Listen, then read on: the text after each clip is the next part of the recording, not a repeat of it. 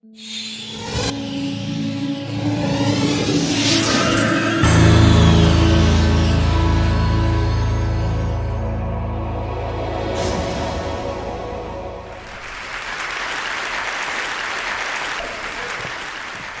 I'll start with this. A couple of years ago, an event planner called me because I was going to do a speaking event. And she called and she said, I'm really struggling with how to write about you on the little flyer. And I thought, well, what's the struggle? And she said, well, I saw you speak, and I'm going to call you a researcher, I think, but I'm afraid if I call you a researcher, no one will come because they'll think you're boring and irrelevant.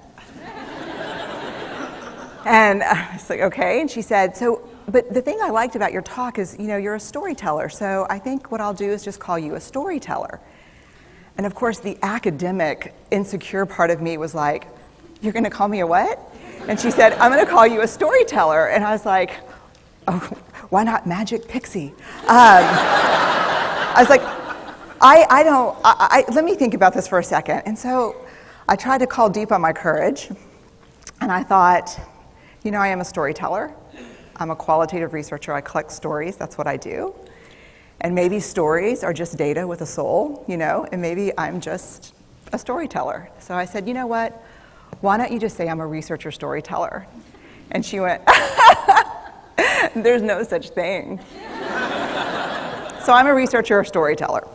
And I'm going to talk to you today. We're talking about expanding perception. And so I want to talk to you and tell some stories about a piece of my research that fundamentally expanded my perception and really actually changed the way that I live and love and work and parent.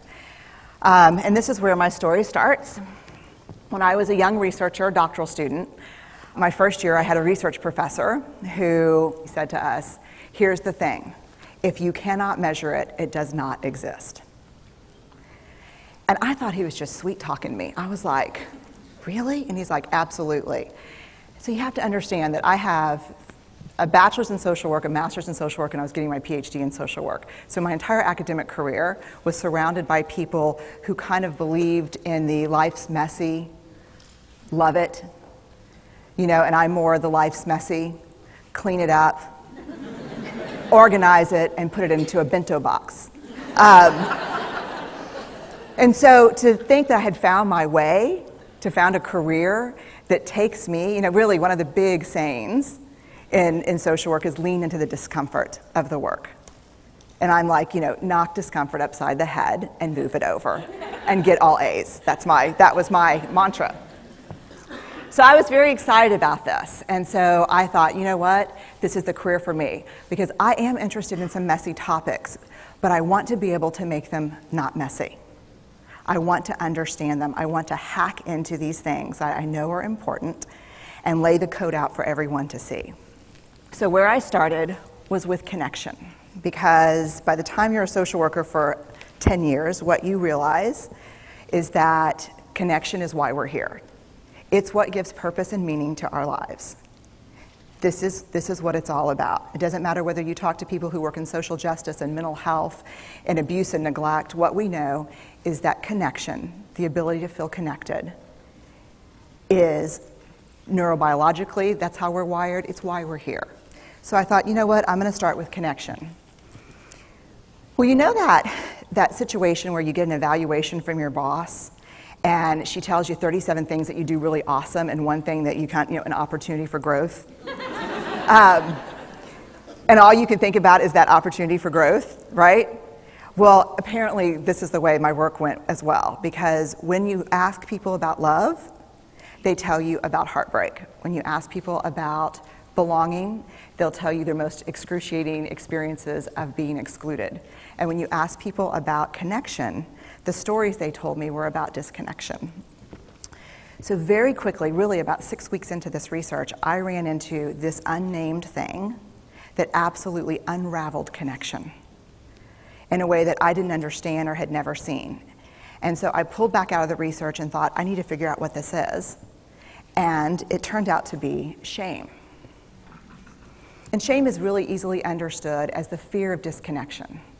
Is there something about me that if other people know it or see it, that I won't be worthy of connection? The things I can tell you about it, it's universal. We all have it. The only people who don't experience shame have no capacity for human empathy or connection. No one wants to talk about it, and the less you talk about it, the more you have it. What underpinned this shame, this I'm not good enough, which we all know that feeling, I'm not blank enough, I'm not thin enough, rich enough, beautiful enough, smart enough, promoted enough. The thing that underpinned this was excruciating vulnerability. This idea of, in order for connection to happen, we have to allow ourselves to be seen, really seen. And you know how I feel about vulnerability. I hate vulnerability. And so I thought, this is my chance to beat it back with my measuring stick. I'm going in, I'm going to figure this stuff out, I'm going to spend a year, I'm going to totally deconstruct shame, I'm going to understand how vulnerability works, and I'm going to outsmart it. So I was ready, and I was really excited. As you know, it's not going to turn out well. You know this.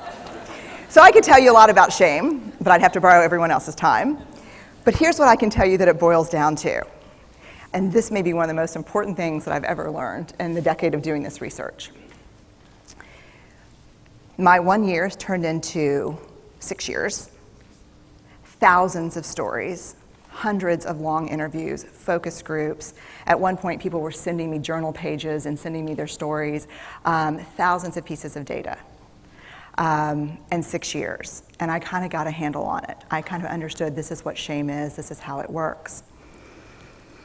I wrote a book, I published a theory, but something was not okay. And what it was is that if I roughly took the people I interviewed and divided them into people who really have a sense of worthiness, that's what this comes down to, a sense of worthiness. They have a strong sense of love and belonging. And folks who struggle for it, and folks who are always wondering if they're good enough. There was only one variable that separated the people who have a strong sense of love and belonging and the people who really struggle for it, and that was the people who have a strong sense of love and belonging believe they're worthy of love and belonging. That's it. They believe they're worthy. And to me, the hard part of the one thing that keeps us out of connection is our fear that we're not worthy of connection, was something that personally and professionally I felt like I needed to understand better. So what I did is I took all of the interviews where I saw worthiness, where I saw people living that way, and just looked at those. What do these people have in common? And I have a slight office supply addiction, but that's another talk. So I had a manila notebook, a manila folder, and I had a Sharpie, and I was like, what am I going to call this research? And the first words that came to my mind were wholehearted.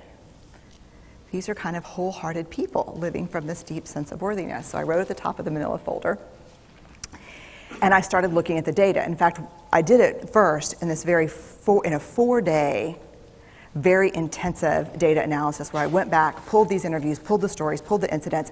What's the theme? What's the pattern? My husband left town with the kids because I always go into this kind of Jackson Pollock crazy thing where I'm just like writing and going and kind of just in my researcher mode. And so here's what I found. What they had in common was a sense of courage. And I want to separate courage and bravery for you for a minute. Courage, the original definition of courage, when it first came into the English language, it's from the Latin word cur, meaning heart. And the original definition was to tell the story of who you are with your whole heart. And so these folks had, very simply, the courage to be imperfect. They had the compassion to be kind to themselves first and then to others, because as it turns out, we can't practice compassion with other people if we can't treat ourselves kindly.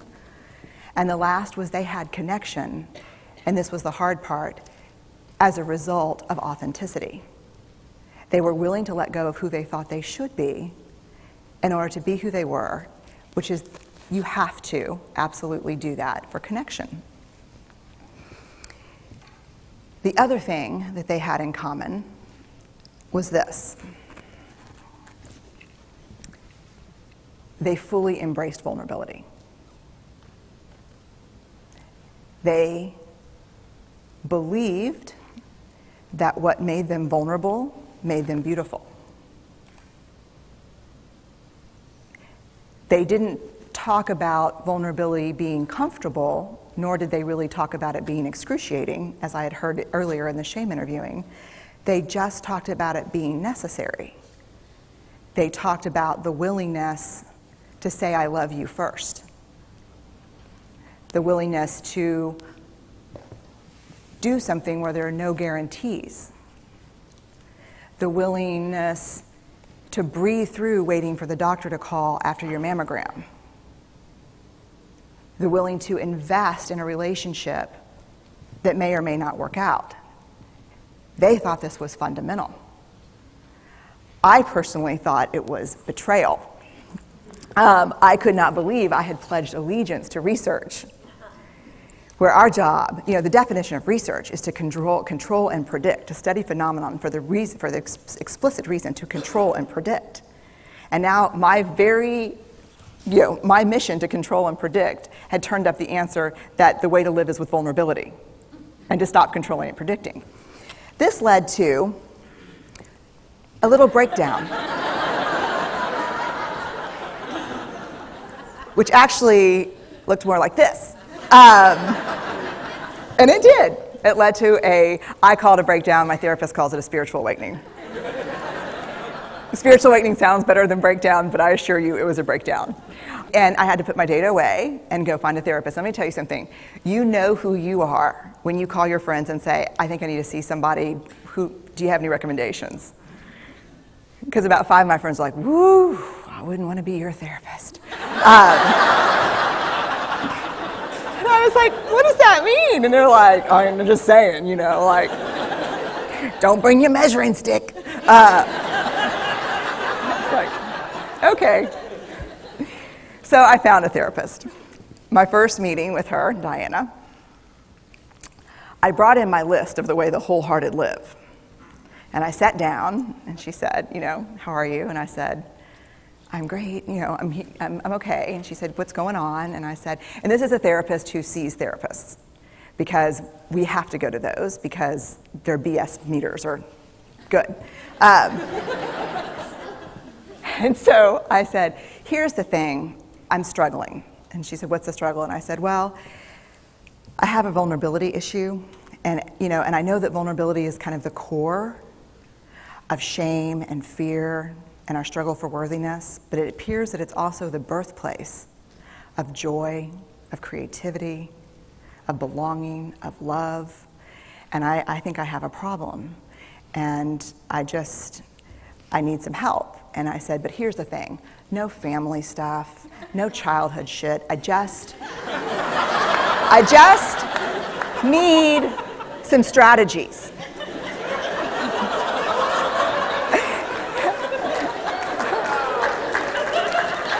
Thank you. So she goes like this.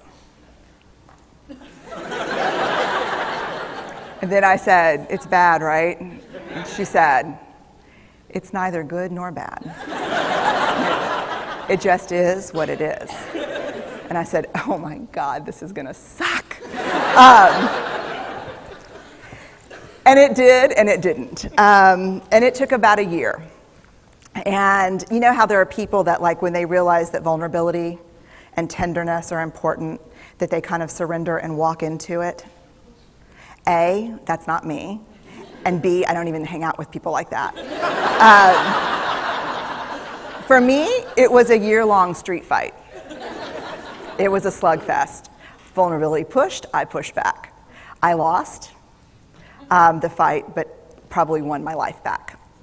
And so then I went back into the research and spent the next couple of years really trying to understand what the wholehearted, what the choices they were making, and what are we doing with vulnerability? Why do we struggle with it so much? Am I alone in struggling with vulnerability? No. So this is what I learned. We numb vulnerability. When we're waiting for the call, it was funny, I sent something out on Twitter and on Facebook that says, how would you define vulnerability? What makes you feel vulnerable? And within an hour and a half, I had 150 responses. because I wanted to know, what's out there. Having to ask my husband for help because I'm sick and we're newly married. Initiating sex with my husband. Initiating sex with my wife. Being turned down. Asking someone out. Waiting for the doctor to call back. Getting laid off. Laying off people. This is the world we live in. We live in a vulnerable world. And one of the ways we deal with it is we numb vulnerability. And I think there's evidence. And it's not the only reason this evidence exists, but I think that it's a huge cause. We are the most in debt, obese, addicted, and medicated adult cohort in U.S. history. The problem is, and I learned this from the research, that you cannot selectively numb emotion. You can't say, here's the bad stuff. Here's vulnerability, here's grief, here's shame, here's fear, here's disappointment. I don't want to feel these. I'm going to have a couple of beers and a banana nut muffin. I don't want to feel these. And I know that's knowing laughter. I hack into your lives for a living. I know that's, God. You can't numb those hard feelings without numbing the other affects or emotions. You cannot selectively numb. So when we numb those, we numb joy. We numb gratitude. We numb happiness. And then we are miserable and we are looking for purpose and meaning. And then we feel vulnerable. So then we have a couple of beers and a banana nut muffin. And it becomes this dangerous cycle. One of the things that I think that we need to think about is why and how we numb. And it doesn't just have to be addiction. The other thing we do is we make everything that's uncertain, certain. Religion has gone from a belief in faith and mystery to certainty. I'm right, you're wrong, shut up. That's it. Just certain. The more afraid we are, the more vulnerable we are, the more afraid we are. This is what politics looks like today. There's no discourse anymore. There's no conversation. There's just blame. You know how blame is described in the research? A way to discharge pain and discomfort. We perfect. If there's anyone who wants their life to look like this, it would be me. But it doesn't work, because what we do is we take fat from our butts and put it in our cheeks. Which just, I hope in 100 years people will look back and go, wow. And we perfect, most dangerously, our children. Let me tell you what we think about children. They're hardwired for struggle when they get here. When you hold those perfect little babies in your hand, our job is not to say, look at her, she's perfect. My job is just to keep her perfect, make sure she makes the tennis team by 5th grade and Yale by 7th grade. That's not our job. Our job is to look and say, you know what? You're imperfect and you're wired for struggle, but you are worthy of love and belonging. That's our job. Show me a generation of kids raised like that and we'll end the problems I think that we see today. We pretend that what we do doesn't have an effect on people. We do that in our personal lives. We do that corporate, whether it's a bailout, an oil spill, a recall. We pretend like what we're doing doesn't have a huge impact on other people. I would say to companies, this is not our first rodeo, people. We just need you to be authentic and real and say, we're sorry, we'll fix it. But there's another way, and I'll leave you with this.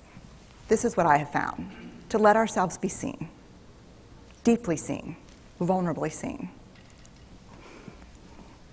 To love with our whole hearts, even though there's no guarantee.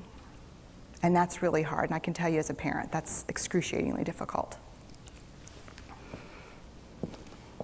To practice gratitude and joy in those moments of kind of terror when we're wondering, can I love you this much? Can I believe in this